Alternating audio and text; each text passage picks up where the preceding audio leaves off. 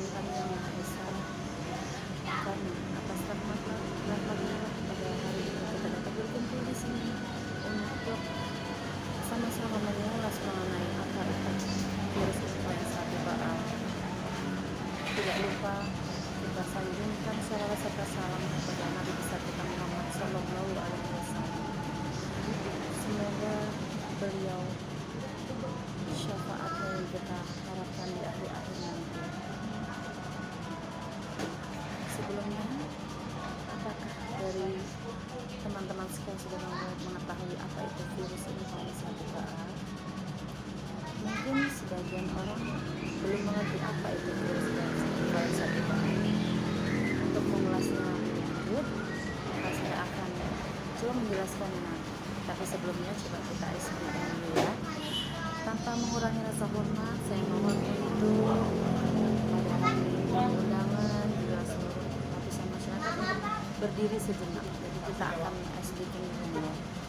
Baik, semuanya berdiri. Coba saya mohon untuk menghadap ke kanan. Menghadap ke kanan, ya benar juga seperti itu, menghadap ke kanan. Lalu coba pegang bagian pinggang teman sebelahnya. Mohon maaf jika yang bukan murim bisa ya sedikit menggerakkan badan saya. Lalu kita akan coba menggoyangkan pinggang dari kanan ke kiri sebanyak 2 kali 8. Ya, sudah siap ya semuanya? Ya, baik.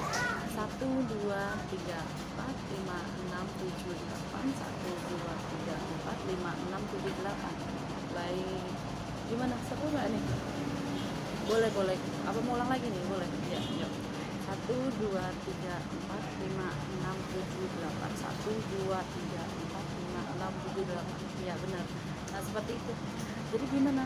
Jadi fungsinya apa nih tadi kira-kira? Tahu ada yang tahu nggak kenapa nih saya suruh gerak kanan kiri?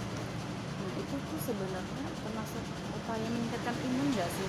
Karena dengan kita tertawa, dengan kita misalnya menggerakkan badan itu kan kita jadi lebih rileks gitu ya kan. Itu sedikit untuk ya pembukaan aja lah, jadi semoga supaya kita tuh lebih happy, lebih semangat gitu kan. Jadi nggak ada yang ngantuk. Oke, baiklah. Ya topik hari ini kita akan membahas tentang influenza tipe A. Apakah dari saudara bapak ibu sekalian sudah ada yang tahu nih? Ada? Oh iya, ada tapi kurang paham. Oke, baik. Maka saya akan coba menjelaskan apa itu influenza tipe A. Influenza tipe A itu adalah masih turunan dari flu ya, flu sebenarnya.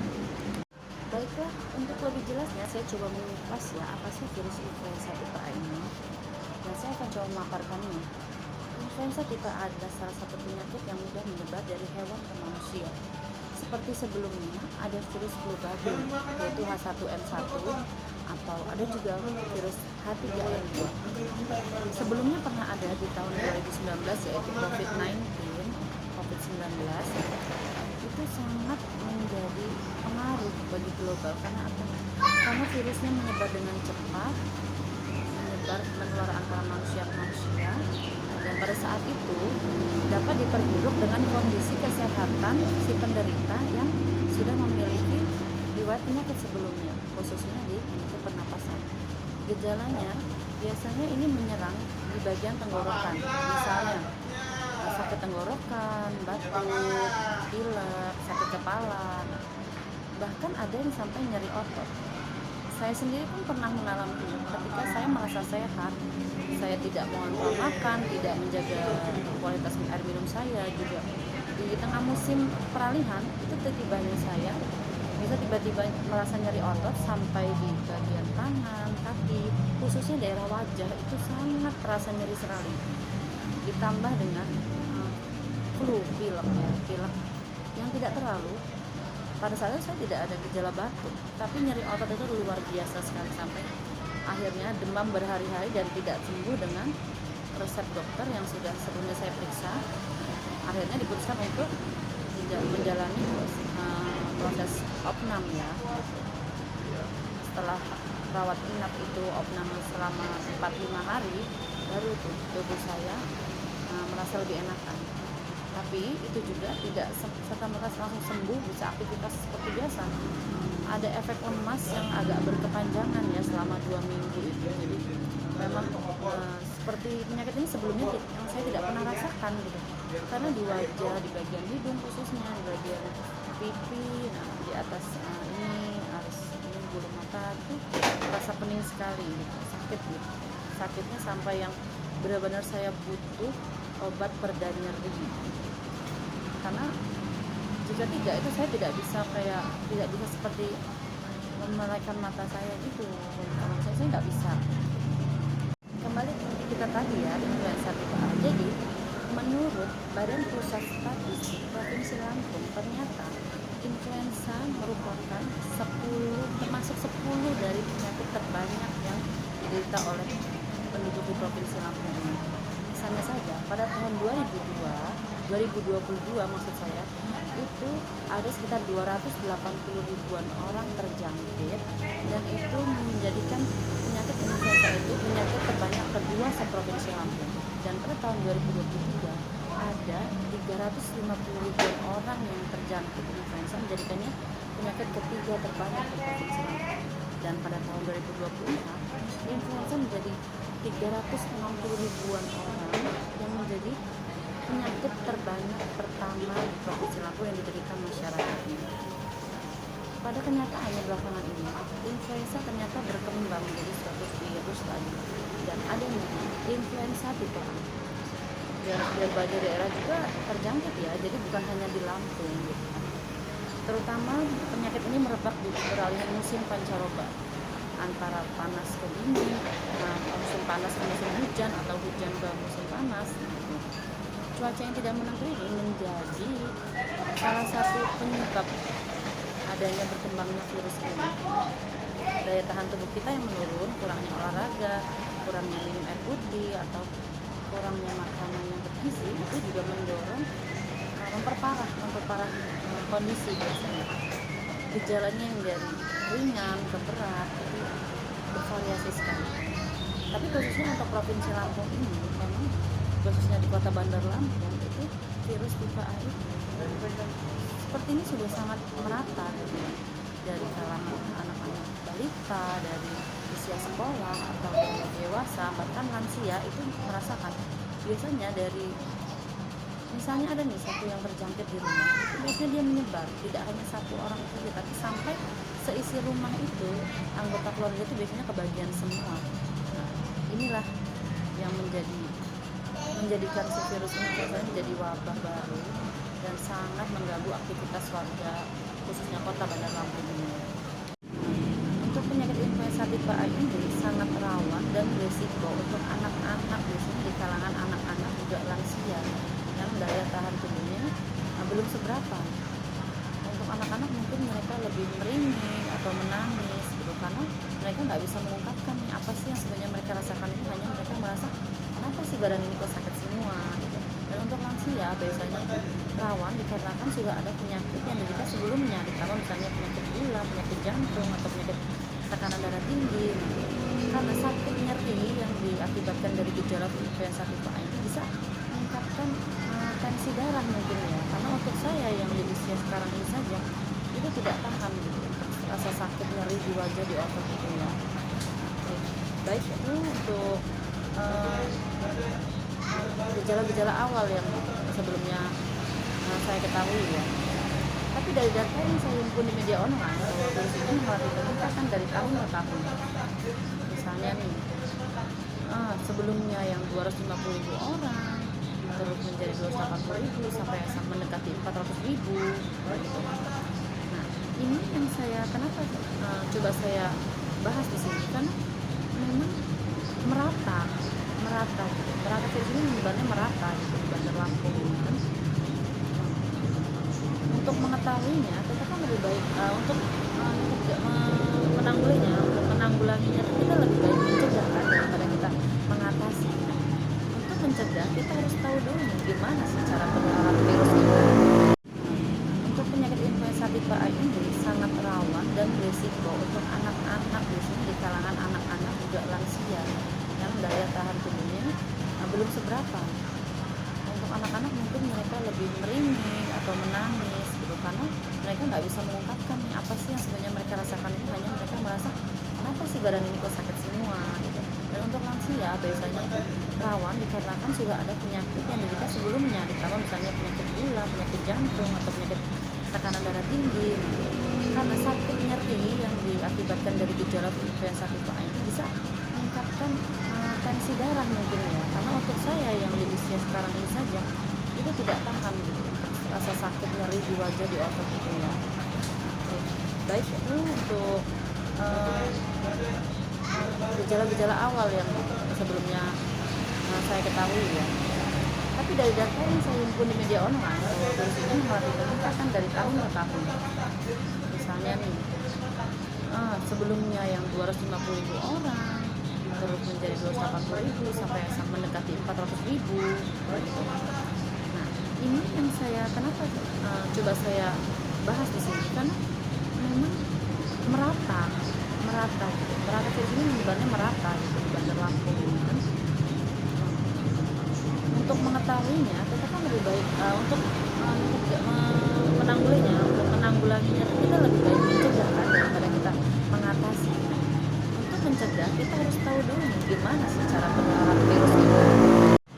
Untuk mencegahnya kan kita harus tahu nih ya bagaimana sih penularannya virus influenza tipe A ini. Nah, biasanya yang pertama, virus influenza ini sangat mudah menular melalui droplet atau air liur, atau biasanya kita kenal air ludah. Nah, jadi mungkin kita bisa menggunakan masker di ruangan terbuka atau menjaga jarak saat berbicara, berhadapan, berkomunikasi dengan orang lain.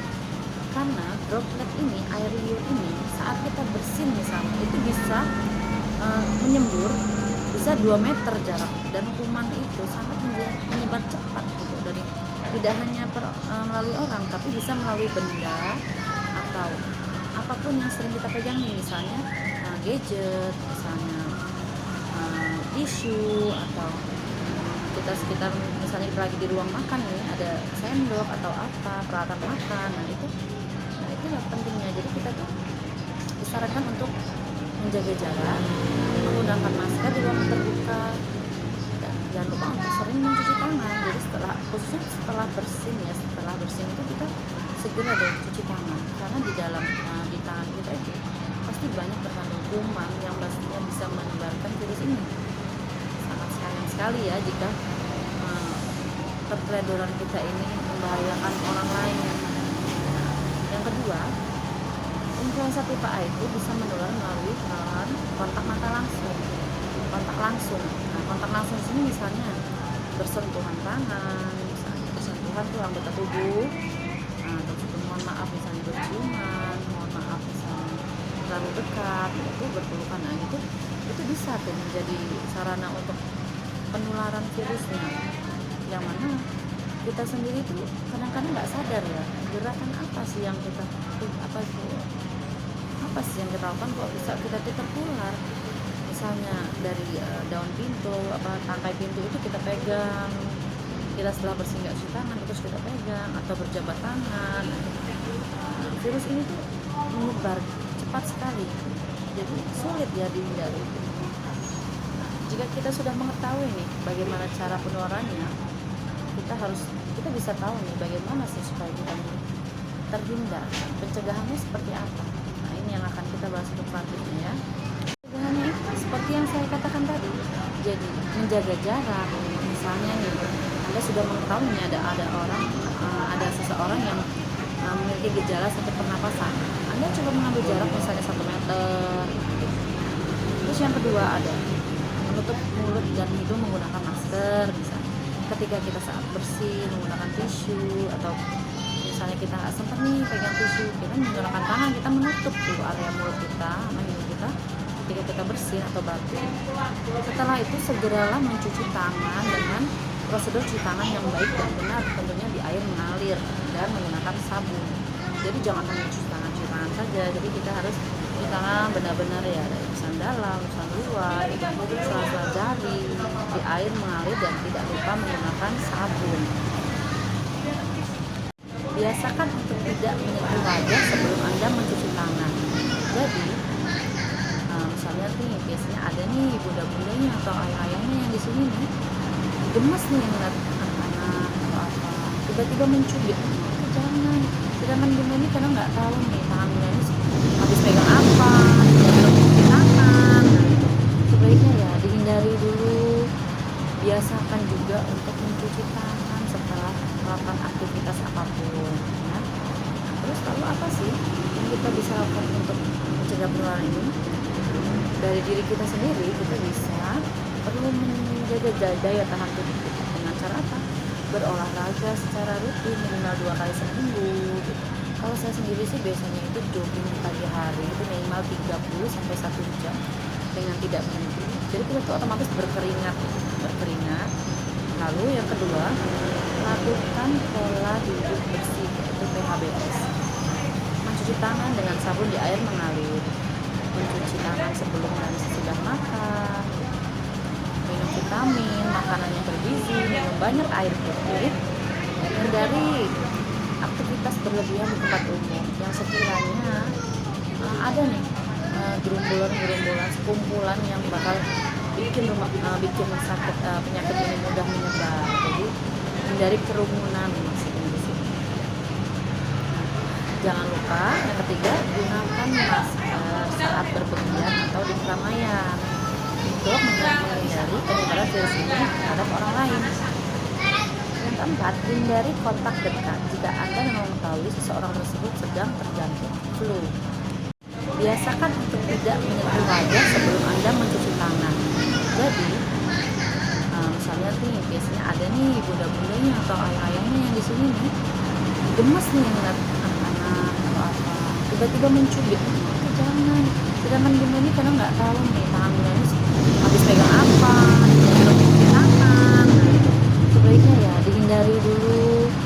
Biasakan juga untuk mencuci tangan setelah melakukan aktivitas apapun ya. Terus lalu apa sih yang kita bisa lakukan untuk mencegah penularan ini? Dari diri kita sendiri kita perlu menjaga daya tahan tubuh kita dengan cara apa? Berolahraga secara rutin minimal 2 kali seminggu gitu. Kalau saya sendiri sih biasanya itu jogging pagi hari itu minimal 30 sampai 1 jam dengan tidak berhenti. Jadi kita tuh otomatis berkeringat. Lalu yang kedua, lakukan pola hidup bersih yaitu PHBS. Mencuci tangan dengan sabun di air mengalir, mencuci tangan sebelum dan sesudah makan, minum vitamin, makanan yang bergizi, minum banyak air putih, hindari aktivitas berlebihan di tempat umum yang sekiranya ada nih gerombolan sekumpulan yang bakal bikin sakit penyakit ini mudah menyebar. Jadi hindari kerumunan maksudnya di sini.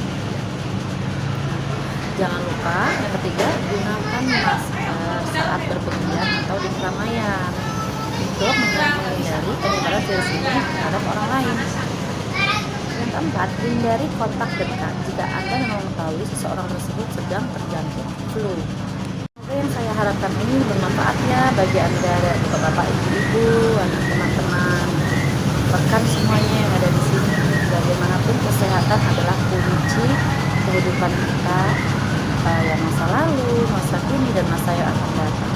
Karena bagaimana kita sekarang akan berdampak di suatu hari nanti nih. Kalau kita menjaga kesehatan sejak ini, pasti dampak di tahun-tahun berikutnya itu akan terasa juga bagi kita sendiri. Kita akan merasa lebih muda, lebih fit, lebih sehat, merasa bisa melakukan aktivitas apapun yang kita inginkan. Tapi jika misalnya kita tidak menjaga kesehatan saat ini, mungkin kita sendiri yang akan merasakan apa ya, seperti lemas atau apa gitu. Jagalah kesehatan Anda, juga teman-teman, keluarga terdekat Anda juga ada yang mengalami, kita saling mengingatkan, saling support untuk misalnya apa sih yang orang nggak tahu, coba deh kita kasih tahu. Tentunya dengan perilaku hidup bersih, insya Allah semuanya akan terlewati. Walaupun pada kenyataannya memang wabah ini sedang menyebar sekali di kota Bandar Lampung ini. Saya akhiri pidato saya pada hari ini. Semoga apa yang saya bagikan hari ini bermanfaat bagi Anda semua, bapak-bapak, ibu-ibu, dan rekan sekalian yang ada di sini.